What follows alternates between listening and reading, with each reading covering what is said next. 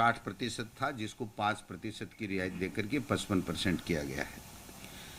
समस्त श्रेणी विधवा, परित्यक्ता महिलाएं और भूतपूर्व सैनिक, इनके लिए भी 60% था पिछली भर्ती में। हमने इसमें 10% की रियायत दी है। 50% न्यूनतम अंक हमने माने हैं। और दिव्यांग निःशक्त जन श्रेणी में नियमानुसार आने वाले समस्त व्यक्ति, इसमें भी 60% था, लेकिन चूंकि हाईकोर्ट में भी लोग पिछले समय जो सिलेक्ट बच्चे गए और हाईकोर्ट ने भी इसको 40% तक अलाउ किया था, तो हमने उसको हाईकोर्ट के निर्णय को और लोगों की डिमांड्स को देखते हुए इसमें भी 40% न्यूनतम अंक हमने करने का फैसला किया है। दूसरा, सहरिया जनजाति के लिए बहुत कम पात्र व्यक्ति मिलते हैं, तो पहले 60% ही था, लेकिन इसमें सहरिया जनजाति, सहरिया क्षेत्र के लिए हमने 36% किया है। दूसरा जो एक मुद्दा रहता था कि जो 50% अंक न्यूनतम जो स्नातक है, तो वो स्नातकोत्तर या स्नातक में बीएड करने वाले जो बच्चे हैं उनको भी हम लोग अलाउ कर से हैं। एनसीटी की जो 13 नवंबर 2019 की जो गाइडलाइन थी उसकी पालना करते हुए हमने पहले अगर स्नातक में 50 नहीं है, स्नातकोत्तर में कितने भी हैं, तो वो नहीं बीएड ये रीट दे पाता था। अब उसमें कर दिया गया, दोनों में से किसी भी में भी अगर वो 50% है तो वो भाग ले सकता है रीट के अंदर।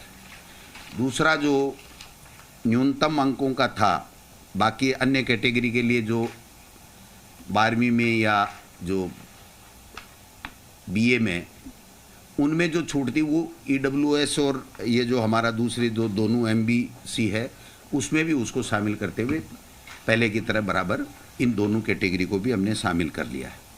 वाणिज्य जो विषय था उसकी काफ़ी समय से मांग उठ रही थी और उसको शामिल पहले नहीं किया जा रहा था। अब हमने इसको सोशल स्टडी L2, जो L2 का होगा हमारा बीएड किया हुआ व्यक्ति, तो वो उसमें सोशल स्टडी के अंदर हम उसको बीएड वाले को भी पात्र मान रहे हैं।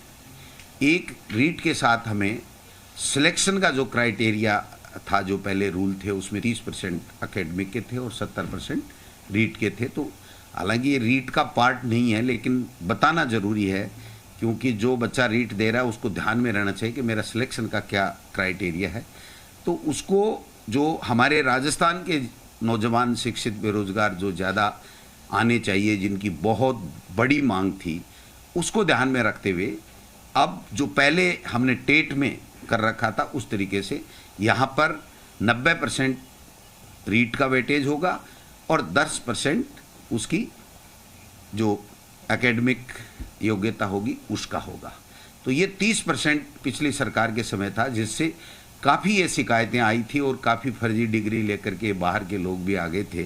तो मैं समझता हूँ राजस्थान के लोगों को ज़्यादा से ज़्यादा वेटेज मिले, इसके लिए भी हमने किया है। एक जो राजस्थान के बेरोजगार बच्चों को ज़्यादा से ज़्यादा मौका मिले, इसलिए 2011 में पहले जो सिलेबस बना था, तो इसमें जो एनसीटी की गाइडलाइन है उसमें है कि प्रचलित पाठ्यक्रम के हिसाब से आपको सिलेबस देना है। तो हमने दोबारा से सिलेबस तैयार करवाया माध्यमिक शिक्षा बोर्ड की टीम से, और उस सिलेबस में हमने राजस्थान को, जहाँ जहाँ हमारी पुस्तकों में राजस्थान है, वहाँ पर राजस्थान को सबसे ज़्यादा, राजस्थान की भौगोलिक परिस्थिति, संस्कृति आदि चीज़ों को हमने, भूगोल, इतिहास, कला, संस्कृति, सबको वेटेज देते हुए सिलेबस का निर्माण किया है। और जो सिलेबस है वो भी हम रीट के साथ या 1-2 दिन में जो भी माध्यमिक शिक्षा बोर्ड उचित समझेगा तो उसमें वेबसाइट में साथ में लगा देगा, जिससे वो बच्चे अपना अध्ययन कर सकते हैं। बाकी जो मोटा मोटी चीज़ है, एक बात कन्फ्यूजन चल रहा था कि बीएड वालों को L1 और L2 दोनों में लिया जाएगा, नहीं लिया जाए। तो एनसीटी की गाइडलाइन का हमने अच्छे तरीके से अध्ययन किया है, उसमें राज्य सरकार के ऊपर छोड़ा गया है। और एक शर्त ये भी है कि अगर कोई बीएड किया हुआ व्यक्ति L1 देता है तो उसको 2 साल के अंदर अंदर ब्रिज कोर्स करना पड़ेगा, 6 महीने का, और वो ब्रिज कोर्स उस संस्था से करेगा जो एनसीटी के द्वारा मान्यता प्राप्त संस्था होगी। तो ऐसी संस्था राजस्थान में आज की तारीख में नहीं है।